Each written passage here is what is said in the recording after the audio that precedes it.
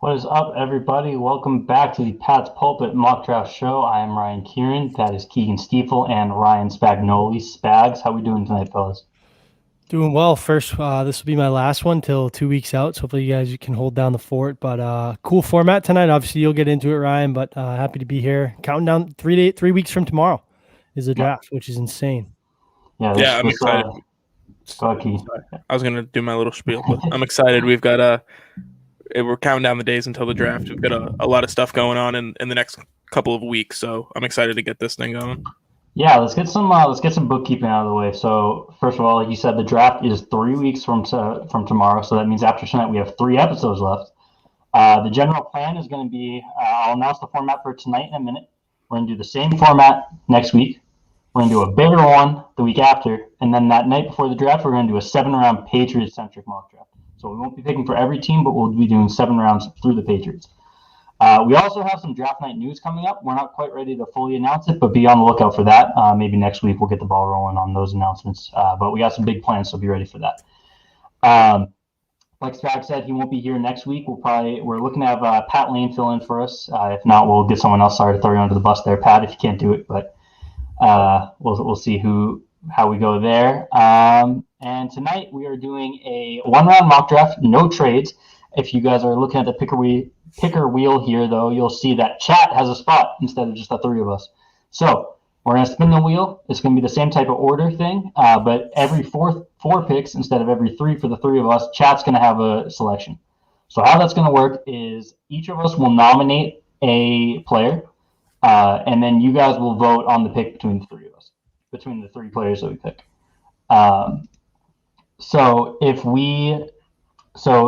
Say we get the Jaguars, and you guys get the Jaguars. I nominate Trevor Lawrence. Keegan nominates Zach Wilson.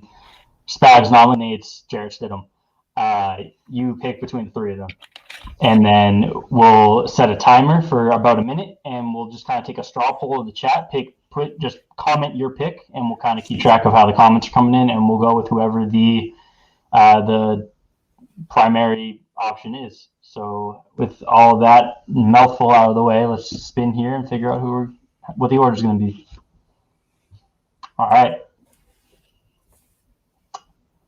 So it's going to be Keegan with the first overall pick, which is good for chat because that would be no fun if one of their picks gets wasted on Trevor Lawrence. Spags picking second. I'm picking third. I think this might have been the same three that we had last week. And then chat, you'll get the fourth pick. So let's get underway. Keegan, Trevor Lawrence. Yeah. Yeah. Spags. Zach Wilson. All right. Zach Wilson, and the fun really starts at the fourth pick, so this works out pretty well for chat because on Mac Jones. I can't believe that this seems like it's more than just a smokescreen, but I don't know. I not to cut you off, but doing the SB Nation mock draft, they've done it, for whatever 15 years, and I'm doing the pick for the Patriots. No trades, obviously, and I won't tell you who I picked at 15, but you'd be surprised. I don't think a lot of Niners fans. We talked to John Chapman last night, Keegan, I, and Pat, and he's completely against it. I think whether the fans want it or whether it's Shanahan, right? Like that's two different things. But there seems to be some smoke coming out that it's not Mac Jones. So who knows? Who really knows? Right. I can't be surprised. But like I said, nothing's really changed last week. It's got to be Mac. Right. All right. So chat. Your first option. So we'll just go in the same order that we're picking in. So, Keegan, who are you going to nominate for the Falcons here for chat? Trey Lance. Spags, who are you going to nominate? Kyle Pitts. All right, and I'll nominate Justin Fields. So we'll get a battle of the quarterbacks or Kyle Pitts here. So, chat, here's how this is going to work. I have a little nice timer here. I'm bringing it on the screen. I'm going to hit start, and you guys send in your picks, and we'll kind of just keep a poll of the chat, and we'll go with whoever seems to be getting the most votes here. So 1 minute in, here we go. First vote to come in is for Pitts. It's Sam Ellinger in there. Sam Ellinger. Justin Fields. We won't throw every single one on the board, but it's we got Pitts and Fields so far. Another couple more Pitts. Also, guys, since this is an audience chat, if you guys are on Twitch and you aren't able to comment, go ahead and create an account real quick. It takes like 2 seconds, and then follow the chat, and you'll be able to send in comments, and we'll be able to see them on the stream. The same thing for YouTube, I imagine. Periscope, obviously, you already have the Twitter account. But if you guys are on Twitch and wondering why you can't comment, that may be why. And go ahead and hit that follow button on Pat_Pulpit on twitch.tv while you're at it. So we got 10 seconds left here. We're looking at Pitts, couple of Fields votes, no Lance votes yet. And unless something changes here, Pitts is going to be the pick. Got 2 seconds, 1, and that's going to do it. All right, so Kyle Pitts goes 4th to the Falcons, which I think might be the highest we've seen him go so far. But anyway, Keegan, you're on the clock with the Bengals at 5. Yeah, I mean, I've been team offensive tackle pretty much the whole way with the Bengals, but I'll switch it up a little bit. Jamar Chase, they saw Pitts go off the board. They surround Joe Burrow with as many weapons as possible. Yeah, I like it. Spags, you have the Dolphins at 6. Yeah, that's tough. I'm gonna go with Jalen Waddle here at 6 Okay. to the Dolphins. I don't think we've mocked that too many times. I think it could definitely happen. All right, and I have the Lions here, and I had already had Waddle kind of like in my head. That's been our safe, default pick for the Lions for a while now here, but I have a tough time seeing them going away from wide receiver. I'm going to switch it up a little bit more drastic than we've been doing in a while. I'm going to go with Patrick Surtain here. We've been mostly focused at that wide receiver position. I think we've gone to offensive tackle, maybe Pitts once or twice, but their defense just kind of still needs to being built out, and it's kind of a classic, new GM, new head coach trope, right? Where you kind of get that stud defensive player, or maybe an offensive lineman that's safe. You're not gonna, you're not staking your reputation to the pick right off the bat. So I think them going whatever they deem to be best defensive player available wouldn't shock me. We talked last week. J.C. Horn's my cornerback 1, but just for the sake of kind of keeping the general order of things here, I'll go with Surtain at 7. So, chat, that takes us to you at 8 with the Panthers. Some intriguing options still here. The 2 quarterback prospects still here, and Penei Sewell. Some wild cards that could get thrown in there, too. So, Keegan, who are you going to throw on the board here? I think Sewell's probably my choice. All right. Spags? I'll go with Devontae Smith. Okay, and I'm going to keep the quarterback on the board, and we'll go Trey Lance. I think Lance seems like maybe a little bit more of a Panthers type target for just kind of the development purposes. So, chat, those are your options. We're going to reset this. You've got Penei Sewell, Devontae Smith, and Trey Lance. You got a minute to send in your votes. We got a couple Sewell votes already. And if you guys are joining a little bit late, so how this is going to work is that we just nominated 3 players for you guys to pick between, and you guys send in send in your pick, and we'll kind of take a straw poll, and whoever seems to be getting the most votes is who we'll end up going with. And it should be noted, we kind of just glossed over this real quick, but it should be noted in case you missed it, Sam Darnold got traded to the Panthers here. So that's why quarterback wasn't necessarily the first ones thrown on the board. I still nominated Lance. Darnold, they picked up his option, but that's still 2 years, unguaranteed next year quarterback play, where you don't really have much of a need, right? But if they find their guy and he falls here, then that's still kind of I think to me that's still a no-brainer, despite having Darnold. But we'll see what they do here. And time is up, and it looks like Sewell is the overwhelming option here. A couple of Devontae Smith votes come in. No Justin Fields votes, but Sewell was the overwhelming favorite there. So Penei Sewell off the board at 8, and that's probably his floor anyway, right? So I think that works out pretty well. Keegan, you're on the clock at 9 with the Broncos. Yeah, before I make my pick, I just want to mention that defensive tackle is the highlighted position this week. Right. That's why if it probably seems like we're flying through picks, that's why there's not a ton of top-end defensive tackle talent, but that is the position we're highlighting this week. Yeah, you might only see 1 or 2 go, and we'll talk about a couple more after, but it's going to be probably going to be a pretty quick, pretty tight stream tonight. Yeah, and I think Lance is the pick here with Denver. It kind of works out perfectly for them. They don't have to move to get their guy. Spags, you have the Cowboys at 10. Yeah, I mean, you see Patrick Surtain mocked here a lot. You see, one of the tackles, right, Sewell, or Slater. I think, we touched upon it. That offensive line's a mess. It was the core of their football team for a long time. I think it's hard to pass up on Rashawn Slater, so I'll go with Rashawn Slater here at 10. Yeah, I like that. I have the Giants at 11. I went Devontae Smith. I think I picked for them last week as well, and I went Devontae Smith. That might have been 2 weeks ago now. They really are kind of like a luxury spot. This is if like Justin Fields is still on the board as he is in this scenario, and the Patriots haven't already made a move, and he's still somehow here. This feels like the team that you come up to get because they have a luxury pick, but they also don't have a ton of talent anywhere. So that those future picks help. It's just it's an interesting situation for them. Chris, no trades. Just be clear. I'm gonna go Micah Parsons for them. Again, they're kind of wild card picks, so just to change it up a little bit. That takes us to the Eagles at 12, and this is chat. So Keegan, who are you gonna nominate for him? Again, it's an interesting spot. The quarterback's still on the board here. Yeah, I mean, with the receiver still left, I think I'll throw Devontae Smith up there. All right, Devontae Smith, Spags. Who are you thinking? J.C. Horn.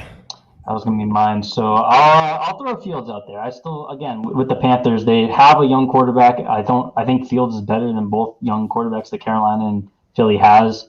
Yeah. And if they really want to go wild, they throw it out there. So I think too, like I can't see, and you can let the timer go too, but I can't see. I know like Carolina, if a quarterback falls in their lap, they'll draft him. Right. Same thing kind of as Philly at 12. I think that's just kind of driving up the price just to if your guy is there, we're thinking about taking him, you're going to have to throw in an extra first or something like that. Yeah. I can't see a team like, especially like Philly, who I think we've talked about it, you have to give Jalen Hurts a chance. You spent a second round pick on him last year, and then the Panthers picked up Darnold's option next year. So he's in their plans for this year and next. You saw their Twitter account going crazy. Like he's clear cut QB1 there. So you could make it, it's pretty much a given that those two teams don't go quarterback. I think that's fair. We got about 10 seconds left. It's a close one, so send in your votes if you haven't already. It looks like we're leaning Devontae Smith right now, but it's pretty close. One vote could kind of sway it here. 3, 2, 1. We got one last Smith vote to really kind of save it there, seal it there. So Devontae Smith goes to the Eagles at 12, and I think they're pretty happy with that if there's the outcome, because that's someone that might have been in the plans for them at 6. So Keegan, you're up here with the Chargers. Yeah, Christian Darrisaw, protect the franchise. Yep. Spags with the Vikings. Yeah, this is a tough spot for them. You'd like one of the top offensive tackles. But I'm going to go with my guy, Elijah Vera-Tucker here. Maybe a little bit of a reach, but I think the versatility there, I think they do need some offensive line help. Obviously went corner last year with Gladney, so Gladney tough to pass up on a guy like Horn. But big trouble. Yeah. So I'll go Vera-Tucker here at 14. And Patriots fans are licking their chops because two of the guys that people want most are there at 15. So we did this on purpose. I'm not even going to say a word. It's just I'm pantsless if this happens on draft night. Oh my God. Imagine. Hey, to be honest with you, though, like obviously there's going to be trades. There is every year. Teams move up and move back that you don't expect to. But like how the board shapes out right now, even with Denver at 9, like there will be a quarterback there at 15. You know what I mean? Like, here's where, like, relatively speaking, no trades. Right. But there will. Yeah. You know what I mean? If the teams weren't allowed to trade draft picks, this is a realistic scenario at this point. The Panthers, seemingly semi-committing to Darnold was great for the Patriots. Even better for the Patriots is that Teddy Bridgewater, the easy dot to connect for Teddy Bridgewater is either the Broncos or the Bears. And if he goes to the Broncos, now the Patriots are at the top of the line for quarterbacks, assuming that that's the move that these teams are making. Again, the Eagles, the Panthers, the Broncos. If they go get their guys and they say, okay, we're just gonna hold off on quarterback this year. There's no team left picking ahead of the Patriots. There's 3 rookie quarterbacks already accounted for, 2 left, and there's no team other than the Patriots or ahead of the Patriots in that line anymore. So here's the question I have for everyone involved with it. Say Mac Jones is here at 15. How are you doing it? Like, I know the beginning of this process, it's like we wouldn't take him at 15, but we'd end up talking ourselves into it. That's where it's a real head scratcher, right? You have guys like J.C. Horn still on the board, say Mac Jones, edge defense, like Azeez Ojulari, Kwity Paye, like these guys are on, like there's a bunch of prospects that have been linked to the Patriots. That would be an interesting conversation if this was flipped, say Fields went 3 and Mac Jones is sitting here at 15. Yeah, I mean, I've been on the record. Again, I would pass on it, and then by the end of the night, I'd talk myself into the point of like, well, let's see. He's a smart guy. Alabama Patriots connection. We'll see what happens. But if you're asking me before the draft starts, I'm passing on him. If Fields goes 3 and Mac Jones is on the board here, I'm taking J.C. Horn. Yeah, I think one of the big things. Yeah, the big thing with them taking a quarterback at 15 is what they're looking for is kind of that superstar level of talent that they can kind of grow into. I don't know if Jones has that. What are you getting with Jones that you're not getting out of a veteran free agency edition, really? So I think you have to take in what their ceiling is. I'm all for it. I am. I know you are. I'm taking it. So here's my. Give me a quarterback in this draft, like one of the 5. I don't care when it happens. Give me one of them. There was a tweet by PFF Moo today, or maybe last night, about how Derek Carr might be the most valuable second-round pick of the past 15 years because he was a day one starter, about average to slightly above average starter, and so from like a value-added analytical perspective, he's provided more value to the Raiders than any second-round picks provided to any other team in the past 15 years. Analytically, that argument makes sense when you're looking at it in real time. Like, do you think rational Raiders fans are happy that Derek Carr is going to be a 10 to 12-year quarterback for them and they don't have a prayer at winning a Super Bowl in that time, even though he's competent at the quarterback position? Like, I would say probably not. I would almost rather completely miss on the quarterback and know in 3 years that I have to take another swing than to hit like a single and know that I'm never getting past second base. But if you're taking that day 2, is it where I want to go with this? Like Derek Carr on day 2, that's still fine because you have cheaper flexibility, you have cheaper draft capital sunk. So if you hit that, you might have a window where you can just stack your team up and find some success there. If you're taking that day 1, that's your guy. You're paying big money to him pretty quickly, and you're kind of hitching your wagons there. A second-round pick's not hitching the wagons. So at 15, I'm still passing. If Mac Jones was there at 33, would I trade up for him? Maybe, but I wouldn't take him at 15. Anyway, though, let's get on to the Cardinals pick here. J.C. Horn's on the board. Keegan, who are you going to nominate? J.C. Horn. Yeah. Spags? I'll go Najee Harris. Okay. I will throw young jock on the board, Jeremiah Owusu-Koramoah. So here we go again. Chat, those are your options: J.C. Horn, Najee Harris, and Jeremiah Owusu-Koramoah. I'll reset this at start. Send those votes in. We got J.C. one early. And while this is going, we'll talk this a little bit. Do I love Mac? No, but what's the risk if he blows? The risk is that you just spent a 15th overall pick, which is the highest pick you've had in, a decade plus. Was it since Gerard Mayo? This is the highest pick you've had, and you're blowing that pick. This is especially with what they did in free agency, this is a unique opportunity to set up for your quarterback of the future and be competitive with an interim quarterback. Whether that's Cam, Jimmy Garoppolo ends up coming available. Maybe they make a move on Teddy Bridgewater. I have a hard time seeing that, but not Jimmy. But you never know. Whatever the situation is, they're in a unique situation where they can take another swing at a quarterback, even if it isn't round 1, and be competitive. So your 2 paths here are you take a quarterback that you think is the franchise, or you take someone that is going to help you win this year, like a J.C. Horn. So that would be the risk. And this was an absolute runaway for J.C. Horn, as it should be. So that is the pick at 16. And Keegan, you're up at 17 for the Raiders. Yeah, well, let's throw young Jock up there. I think he's probably the most versatile defensive player, and it just feels like a Mike Mayock pick, Yep. And Spags, you have 18 for the Dolphins. We went with Jalen Waddle at 6. Yeah, so obviously you did the skill position player. I think B-Flow is obviously going to try to stack that defense.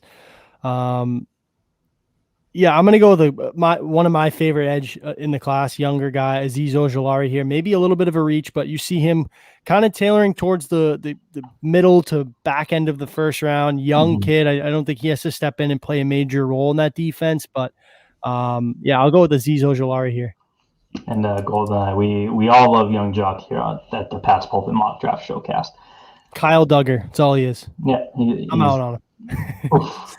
All right, 19. That's me with Washington Football Team. Another team in kind of a unique situation where they could be attacking for their quarterback of the future, or they can build around their stopgap quarterback and kind of make a run for like a playoff contention spot here. Obviously, the top 5 quarterbacks are all off the board at this point, so that kind of makes their decision for them. I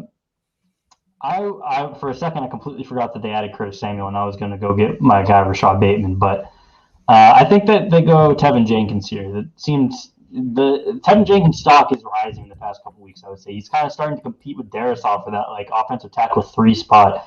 I've seen some people rank him above Darisaw and start to have him towards that 10 to 15 range instead of this back half of the first round range.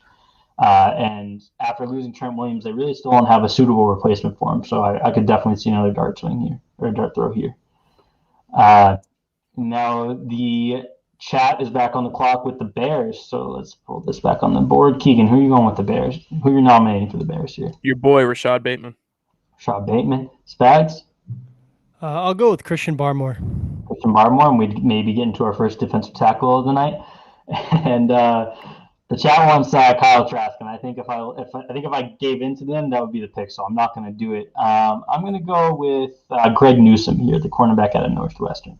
So start the clock. So Rashad Bateman, Greg Newsome, and sorry, Spags, remind me who you nominated here. Barmore, Christian Barmore. A couple Bateman votes coming in early. Barmore coming in. We get to talk our first defensive tackle. Keegan will always get his boy. That's a fact. That's right.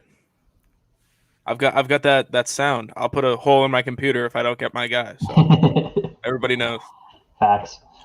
So real quick, as the draft is coming up, we're about 3 weeks away now, and we've talked a lot about quarterbacks of the Patriots, obviously, and we've talked a lot about if the quarterbacks are gone, what do you do at 15? Is there kind of a mid to late round guy that you guys have really kind of fallen in love with? Let's say like early day 3 type of guy, because we've obviously done 2-round mocks here. But if there was like a 4th rounder, someone's there, you have a chance to trade up and go get him. Who's your guy right now? Yeah, for me, I get a couple. I think Cornell Powell's one of them. I think that's a obvious pick to be one of the bigger sleepers. I think he didn't really get an opportunity until his 5th year at Clemson, but really played well. Had a really good pro day. He's one. I mean, obviously Amari Rodgers, but I think he goes a little bit earlier than the 4th round now. Yeah, probably this one. Jalen Darden is a guy. I love Javon Holland, but I think he probably goes day 2. Mm-hmm. But yeah, go ahead, Keegan. I'm sure I'll think of some more. Yeah, defensively, I like a guy like Caden Stearns, who's kind of a ball hawk, and he can also come down, play in the run game a little bit, play safety out of Texas. I like it. I played against him in high school, so that's I'm biased. Offensively, I love Jamie Newman. I really do. Especially if he falls to day 3, it's such a good developmental piece. Who cares if you miss on a 4th round quarterback? Like, is anybody going to fault you for taking a shot? Right. Everybody on Pat's Twitter that hates Jarrett Stidham will I hope Kellen Mond gets the same sort of negativity towards him if he doesn't pan out. So easy what you comment over there, Keegan. Hey, I wrote a blog about him today. A blog posted today about him, so that's why I said that. I'm trying to get clicks up for the website. So yeah, go check that out on patspulpit.com. I don't have day 3 guys. I don't do much day 3 scouting anymore. I just don't have the time. So I'll look at who the Patriots draft and get a feel for them after the draft. But I'm not going to try and I don't do too much. A lot like an old school linebacker. Like just you'll love him. Like just physical, run stuffing linebacker. He'd be great on day 3. He's everything people think Nick Bolton is. I think and I'm not a fan of Nick Bolton at all. So you're getting that player in the 5th, 6th round. Right. But speaking of playing against someone in high school, shout out Ryan McKenna, who just got called up by the Orioles, played against him in baseball in hhigh school. Shout out the boy. Held him hitless. So, hopefully his MLB career goes a little better than that. All right. But at 20, the chat selected Rashad Bateman, which is just beautiful to me. Should probably be going like 8 picks before this, in my opinion. Keegan, 21. What you got here for the Colts? Yeah, you mentioned him earlier, Greg Newsome, the cornerback. I think Farley's going to slip because of the medicals and just kind of everything surrounding the fact that he hasn't played in a while. So Newsome jumps him a little bit. The first time that we've had him as cornerback 3. All right, let's see it. And then Spags, you got 22. Farley still on the board here. Yeah, that was our pick that I was kind of arguing for at 15 last week. Right. I'm going to go with Farley. He's one of those guys that he's going to be one of the bigger wild cards on draft night. Where is he going to go? You could see him go as high as like 12, 13, but you could see him slip out of the first round, right? Because there's very limited tape on him. 2 years, right? He came to Virginia Tech as a wide receiver, but his tape's really good. Ball hawk, sticky, really good in press. I love Caleb Farley, but the medicals and, the lack of collegiate experience at that level is probably going to drop him, especially, we talked to John Chapman last night, which I wasn't aware of. He started having back issues in 2019 that he played through and then sat out this year. And then right before pro day, he's like, I got to go get fixed. So that's a little scary. Like I said, this is a wild card. Teams could see the potential and what he can do and jump on him early. Or you could see him slip to day 2 and be like a guy like, remember like T. Higgins last year, like how the hell did he go? Obviously he was a first pick, but there's always those guys that slip that you get a really good value pick in day 2. So I'm going to go Farley here, but I wouldn't be surprised if it goes sooner or later. And since you bring up T. Higgins, just a little self plug in case you're wondering about you need some convincing on Rashad Bateman. My past 2, like my dude, late round 1, kind of higher than consensus in that range wide receivers was AJ Brown 2 years ago and T. Higgins last year. So I'm on a heater right now. So get on that Rashad Bateman hype train while you can. I got the Jets here at 23. I kind of want to just go like off the reservation for them a little bit. Do I have them because I got Wilson? Yeah, that's typically how we've done it. I was going to keep it just kind of in that's that fine. order. Yeah, no worries. Because of the chat. Yeah, keep it in order. Exactly. The 4 picks messes it up a little bit. So since we're just doing one round, I was just going to keep the order. I'm going to go. Who are you thinking here, though? Let me hear who you're thinking. I'd go I'd like Kwity Paye. I think you could sneak a running back in here. Like that's what I was going to say. Crazy. I know like Zach Wilson, right? You want to try to get him maybe some protection, but I don't like the tackles on the board. Like I would low key love Travis Etienne, and I'm higher on Najee Harris, but I think the fit there would be cool. I would entertain a running back here. I know it'd be the most Jets thing ever to take a running back with one of their 2 first round picks. I was thinking skill position too. I was leaning Terrace Marshall here because even though they signed Corey Davis, they have Denzel Mims who flashed last year as a 2nd round rookie. Just go get 11 personnel is the wave in the NFL now. Go get that 3rd wide receiver. They have Jamison Crowder too, but Crowder and Mims have had injury history. Corey Davis had some early career injury history. I wouldn't be. It would definitely be a surprise, bit of a luxury pick for a team that isn't really in a luxury situation. But I think Terrace Marshall is good enough to be going in this range. And you saw how bad it was for Darnold. Like as high as I am on Zach Wilson, and I think that's how talented he is. If they start him week 1, man, like it's a recipe for disaster. Right. Like you got to get him as much help. Obviously, they took Becton last year. Was had a decent rookie year. So get him as much help as you can. Make his job a lot easier. Like that, someone mentioned Elijah Moore here. Like they kind of have Jamison Crowder, but I wouldn't mind that pick. But I like your thinking here going wide receiver. All right, let's lock in Terrace Marshall to the Jets. So they get Zach Wilson and Terrace Marshall. And then Chad has honestly picking for the Steelers has been like my least favorite pick of this entire every week. It's like my least favorite pick because they miss out on all the guys that would be good fits there, but they have needs that aren't fun and flashy. So who are we nominating? Who are we sticking the chat with for the Steelers here? I mean, I think it's got to be Mayfield for me, just because he's the top tackle left, and they need a tackle more than anything else. So. Okay. Spags, who you got? I'll go Najee Harris. Okay, and I will nominate. I'll nominate Kwity Paye. So, chat, you have 1 minute. You're picking between Jalen Mayfield, Kwity Paye, and Najee Harris for the Steelers.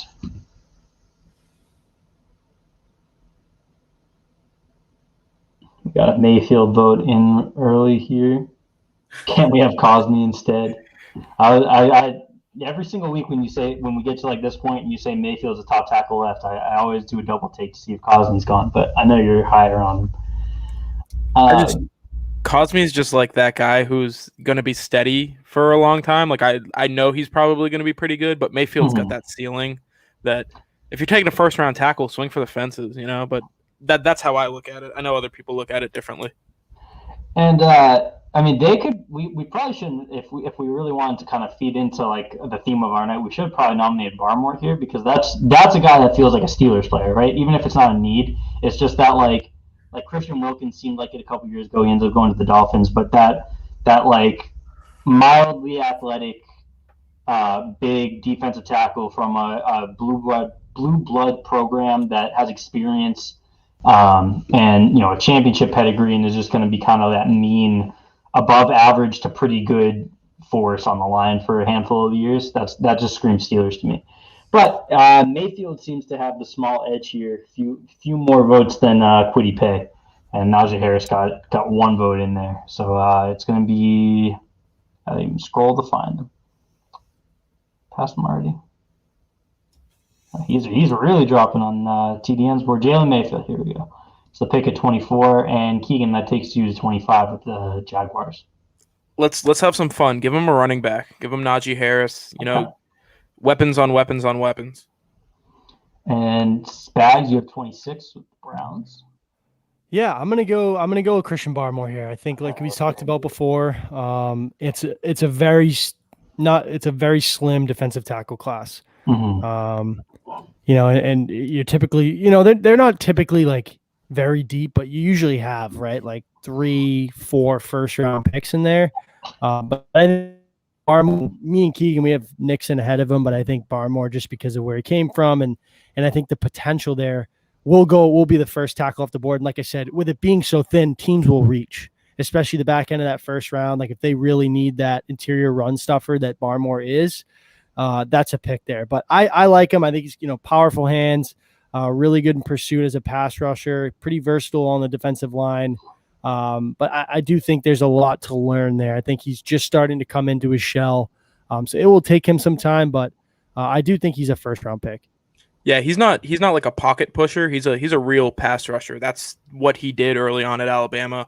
He didn't start playing early downs until last year, but he's got the size and the pass rushing pedigree, and he's shown a little bit of that run stuffing technique. He can do a little bit of two gapping. He's shown everything that he needs to show to be a first rounder. It's just whether or not he can put it all together. Super flashy player, but not consistent, and kind of when the effort's not there, his production dips bad. So it's really all about where he ends up and whether or not he wants to be good. I think, if he's going to work hard to kind of put it all together, but he's definitely got all the tools. Yeah, I mentioned Wilkins when we were talking about the Steelers pick a minute ago, and I don't necessarily love their play style comps, but they are pretty similar to me, where if you take them, earlier, like Wilkins ended up going 13, but throughout that entire draft, he was more of like a in the 20s round 1 type pick or type projection. If you take him there, you're not gonna walk away in like 5 years being like, man, I can't believe he fell that far. That like what a home run. That's a pick of the draft. But you're not gonna be upset about it either. You're gonna get, probably from day one, you're gonna get like at least average defensive tackle play, and by year 2 or 3, it's gonna be above average. Probably won't be pushing for an all-pro. Probably, maybe might get a Pro Bowl nod for whatever that means now. But Wilkins has looked pretty good. Looked pretty good last year. He looks to be kind of again, like an emerging like leader on the defense, and someone that is just like a staple of that Dolphins defense. And I think that's what you'd get in Barmore too, right? You don't have the ceiling necessarily, but I think the floor is there. Yeah, at the very least, you're getting a situational pass rusher, and that can hurt, especially in a defense like, Cleveland's, where they've got pass rushers on the edge. Throw a guy in the middle and make everybody else better around him. That it can't hurt. And just real quick, so we got a question coming in. You guys not high on Jalen Phillips. If you go back and watch last week, I was ready to take Jalen Phillips at 15 to the Patriots, and Keegan threatened to commit violence. Genocide. Yeah, he threatened genocide or something. I'm a big fan. Should be in jail. You guys know that. I'm a big fan of him. I think it's you really saw that 5-star top recruit last year. What do you have, 15 and a half sacks at Miami? Yep. But the medicals scare me, right? He's told to stop playing because of concussion issues. So that's where it'll be sketchy for teams in round one. But I think he has all the talent in the world. In his pro day, he might have had the best pro day of all the prospects, really. Right. And Keegan doesn't take stock in them when they don't. I don't. So no, the athletic profile is there, but like you said, the medicals, especially with head injuries, that's one of those things. We talked about it last night.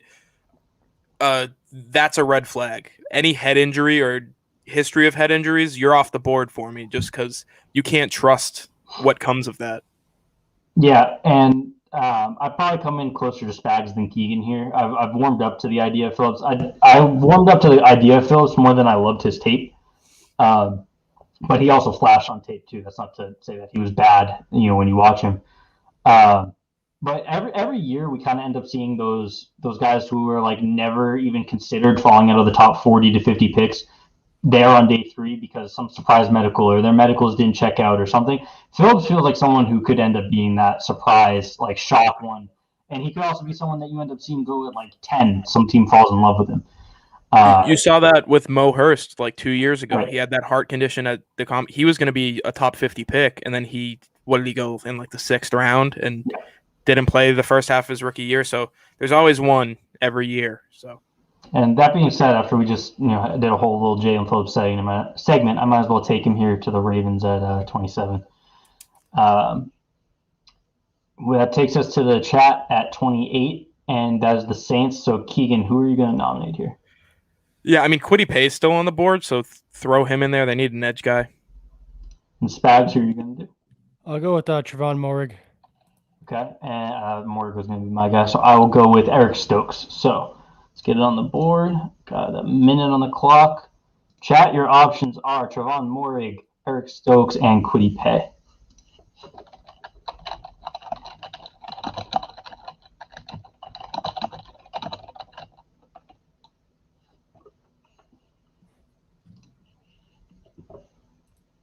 Got a Moehrig vote coming in.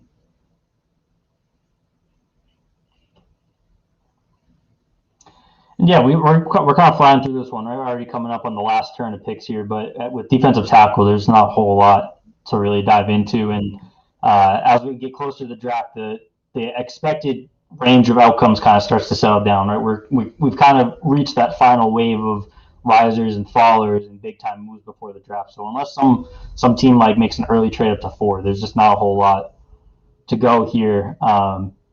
So yeah, a bit of a quicker night. You guys also caught us on a week where we're all pretty busy and kind of running on fumes a little bit. So it's a decent week to kind of get in and out a little bit here. The votes came in, and Moehrig just edges out Kwity Paye here. So Moehrig is going to be the pick for the Saints at 28. And Keegan, you are up at 29 for the Packers. Yeah, I like the idea of Rondale Moore here. I just think it's a really interesting fit. You can keep Aaron Rodgers happy. He's been sulking and crying on the radio and TV for the past few weeks. Jokes on Jeopardy, yeah. Yeah. That seems like a little the type of relationship that's going to end like a Brady, right? Not obviously he was very professional about it. This one's he's not finishing his career. I think it's going to be an ugly breakup. those two.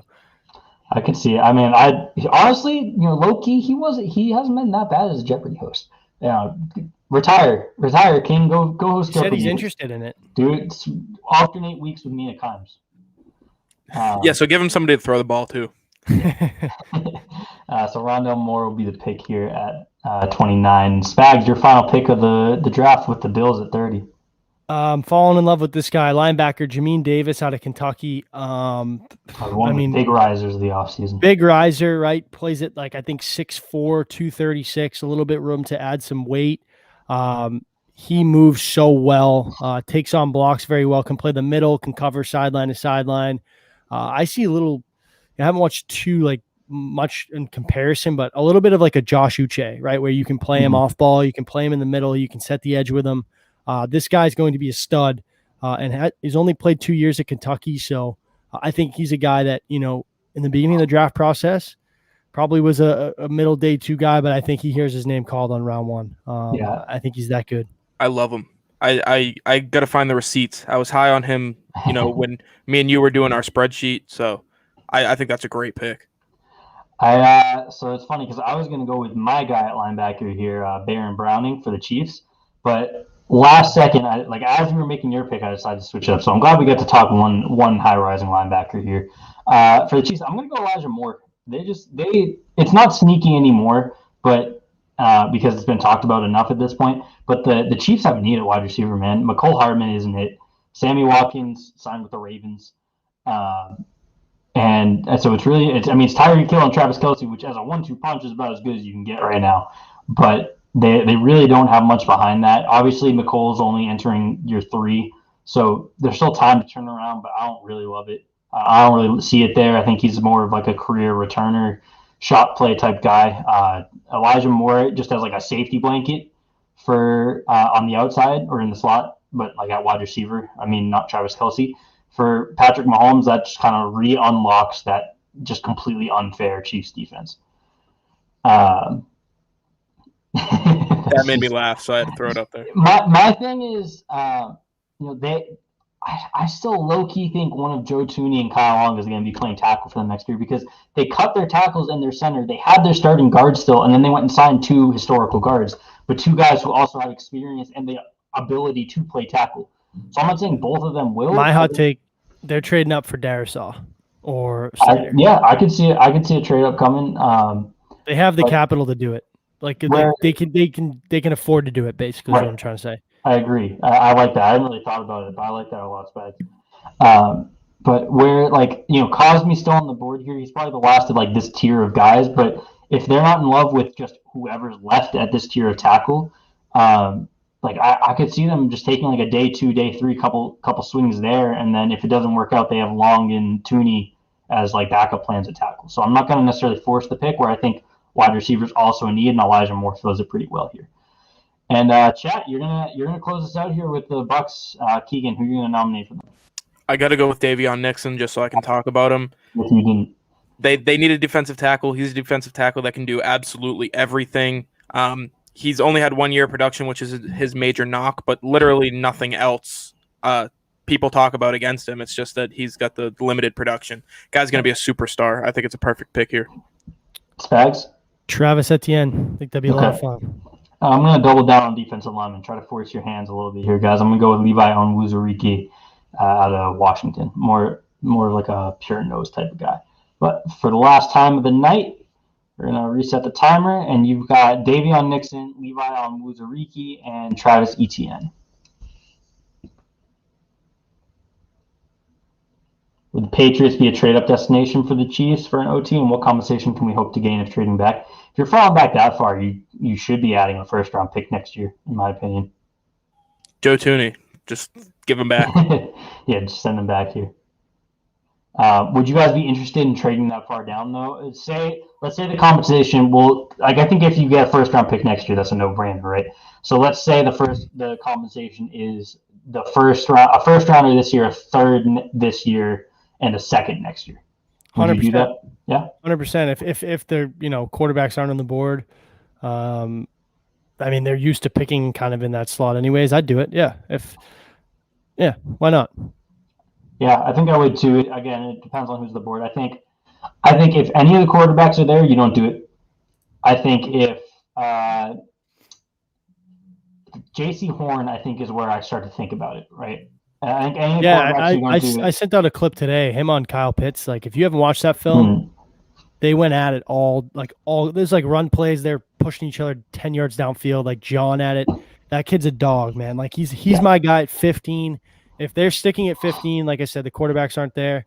Like I'm going J.C. Horn over like Micah Parsons. Yep. Jalen Waddle's there. I'd probably go I don't think he will be, but I go of the guys reasonable. J.C. Horn 15 for me. Yeah.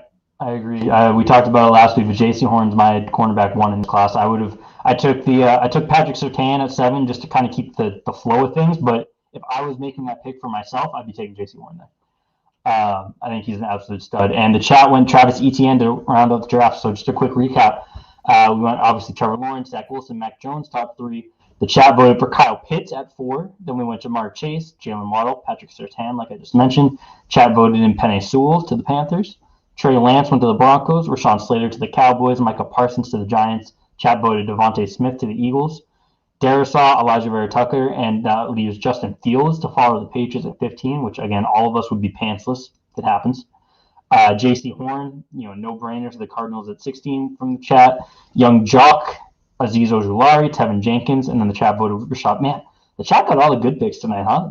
It's just home run after home run at every fourth pick. Greg Newsome to the Colts, Caleb Farley to the Titans, Terrace Marshall to the Jets, Jalen Mayfield to the Steelers. That was probably the chat's least favorite one that they had to vote on. And then Najee Harris to the Jaguars, Christian Barmore to the Browns, Jalen Phillips to the Ravens. The chat got to vote in Trevon Moehrig. And then we finished it off with Rondale Moore, Jamin Davis, Elijah Moore, and then Travis Etienne to the Bucs. Guys, any final thoughts? We obviously only talked about a couple defensive tackles. We got to touch on Davion Nixon a little bit. Anything else that you guys want to say? Maybe Levi Onwuzurike. Was it Tommy Togiai? Yeah, Togiai. Thank you. Any last thoughts there? Yeah, I mean Tyler Shelvin, the kid out of NC Central or NC State. I'm blanking on his name. Aleem McNeil. Thank you, fronty backy, my guy.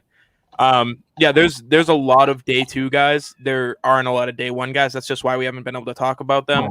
Right. And a lot of guys who fit kind of systematically. They fit well, but they're not really top end prospects where anybody can go ahead and grab them. You're really picking for need at that position. So right. It just depends on who's picking, where they're picking. But I think you're going to see a lot go on day 2. The Patriots kind of added, a million bodies there too. So you're not really looking at the Patriots for any of these guys. You're really just doing your homework. Obviously, it's a position that they value, so it wouldn't be a shock to see them go there. But you're not any of these guys that you're looking in the top 50 to maybe even early day 3 range or round 3, isn't someone that you're realistically expecting the Patriots to take. So, Spags, anyone that you want to highlight real quick? No, I didn't realize I was muted, but I was saying Aleem McNeil. I like him. But like you said, a lot of day 2 guys. Just not a very deep class.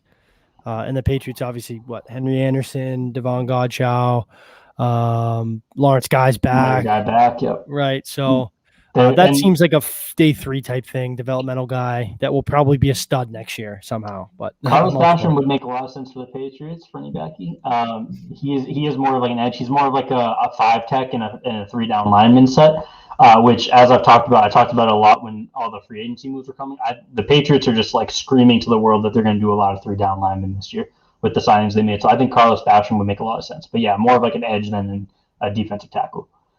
We talked about him a month ago at this point when we did our edge groups. Yeah, like Studio Jim said, he's phenomenal against the run. They played a game against Syracuse last year. They didn't run the ball towards his side once the entire game. Just feared in the run game. Caden Stearns, like Keegan mentioned, high school rival. Yep, returned one of my punts for a touchdown. Very rude. Not something that I would advise, but whatever. All right, that's going to do it for us tonight. Again, in and out, a bit of a quicker show. You guys caught us in kind of a busy week. We're all kind of running on fumes a little bit here. So Keegan will be back next week. We're going to do running backs. Format to be determined. You guys are definitely going to be involved again, that chat vote. We're going to try and kind of maybe expand it a little bit more than we did this week. Appreciate you, Chris. Thanks. Yeah, we appreciate you, Chris. I think we're going to get Pat Lane to fill in for Spags next week. If not, we'll find someone else. Worst case, it'll just be me and Keegan. But thanks for hanging out, Spags. We'll see you in a couple weeks, and have a great night, guys. See you, fellas.